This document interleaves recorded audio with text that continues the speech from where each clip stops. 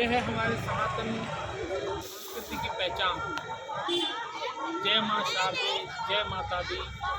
माँ शारदे के द्वार पर मैयर के पावन नगरी में निःशुल्क भोजन प्रसाद माई की रजाई में, माई की रसोई में या खूब श्री गुरु कृष्ण माँ शारदा सेवा संस्थान के द्वारा कितनी अच्छी सेवाओं का योगदान यहाँ रखा गया। आप देख सकते हैं यहाँ पर निःशुल्क यहाँ पे पहले खिचड़ी वगैरह की स्थापना, पहले अगर जो दर्शन के लिए आ रहे हैं उनके लिए खिचड़ी वगैरह की व्यवस्था रखी गई है। उसके बाद अगर आप स्टेशन पर जाएंगे वहाँ पे आपको रहने के लिए, आपके दोपहर के भोजन के लिए, आपके संध्या काल के भोजन के लिए यहाँ पर निस्वार्थ भाव से माई की रसोई के नाम से सेवाएं की जाती है, जिसमें आपको घर के जैसा स्वादिष्ट भोजन सब जगह ये मिलता रहेगा। बिल्कुल प्रभु जी, ये हमारे सनातन धर्म की पहचान है।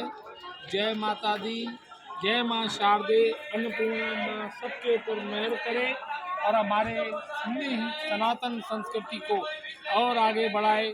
जय जय माता रुक्मणी देवी जी, जय जय माँ शारदे, जय माता।